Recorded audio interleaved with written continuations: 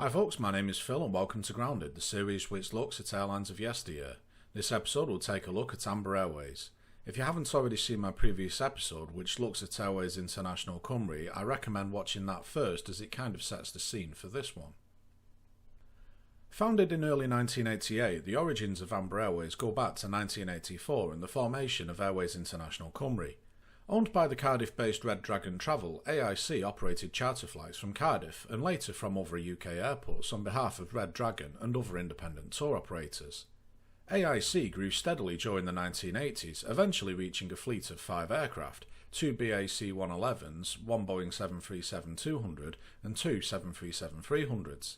Airways International had found a lucrative source of money by subleasing most of its fleet out over the winter months, but after a deal went sour with an American carrier, Airways International Cymru went bust in February 1988. With Airways International Cymru grounded and most of its aircraft repossessed, Red Dragon needed a new airline so that they could fulfil their existing summer contracts. Through a partnership with the Xtor Group, Diamond Airways was formed. Xtor had some experience in the aviation industry as at the time they owned Origny Air Services and Guernsey Airlines, both of which were small regional outfits, with Diamond being their first foray into the charter market. Diamond would use AIC's former headquarters at Red Dragon's head office in Cardiff, as seen here in this registration document. Before flights even began, there was a problem for the new airline.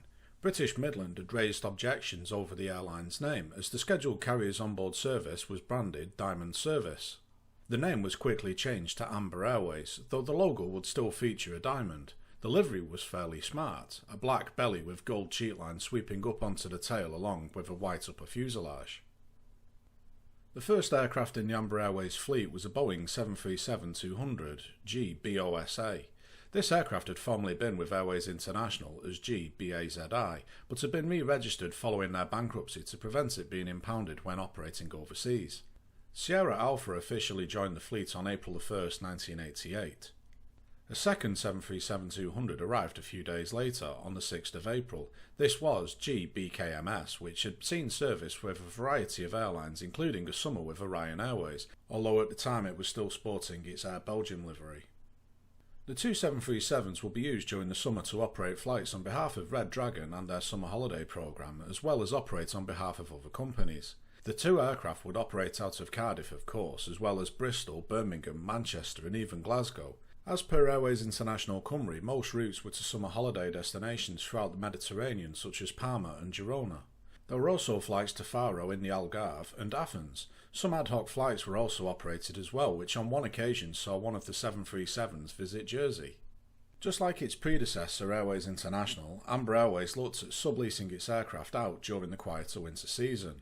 One of their 737s, Mike Sierra, would be sent over to Hong Kong to join the Dragonair fleet. The 737 would operate flights from Hong Kong to mainland China on behalf of the relatively young airline. While it wouldn't be repainted into the Dragonair livery, it would instead retain the AmberAir livery with Dragonair titles and actually look rather smart in this hybrid scheme. The aircraft would depart for the Far East in November and was expected to return to the UK the following April ahead of the 1989 summer season. Unfortunately, it was becoming clear that there wasn't likely to be a summer season for Amber Airways. Their parent company, the Xtor Group, was looking at offloading the airline. They had perhaps been a bit naive and expected far greater results from the tiny charter airline. The group's managing director, Paul Inslee, said, "In the rather short time that we've been engaged in the charter sector of the airline industry, we rapidly come to the conclusion that Amber Airways needed to be much larger to make the necessary penetration into the market to bring the risk and reward ratio into balance."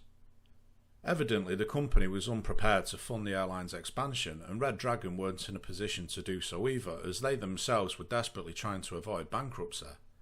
Fortunately for them, however, a young, up-and-coming charter airline was interested in acquiring Amber. Paramount Airways, the UK's first operator of the McDonnell Douglas MD-83, wanted to acquire Amber Airways. The main reason for this wasn't that Amber was particularly attractive, but that Paramount had signed an exclusivity deal with McDonnell Douglas. The deal meant that Paramount could only buy MD-80s or other Long Beach-built jetliners for the foreseeable future. It was a clever move by the Long Beach marketing guys. It helped them get their MD-80s into the UK market, although they hadn't thought about the possible workaround. By acquiring Amber Airways, Paramount would automatically inherit the two 737s and through Amber could acquire further 737s without breaching its contract with McDonnell Douglas. The Manchester-based Air Tours would do the same thing a few years later when they acquired Inter-European Airways, who were also, oddly enough, based in Cardiff.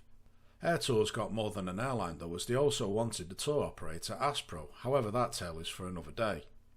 Amber Airways was acquired by Paramount in October 1988. The following year, Paramount was embroiled in a huge fraud case which would see the airline grounded by the end of 1989, however, that story's for the next episode. If you haven't already, subscribe to catch that episode as it lands. Thanks for watching. I really hope you enjoyed this somewhat short episode. I appreciate your feedback and suggestions as to airlines as to what you'd like me to cover in future episodes. Believe me, if I say it's on my list, it really is. It's just a long list.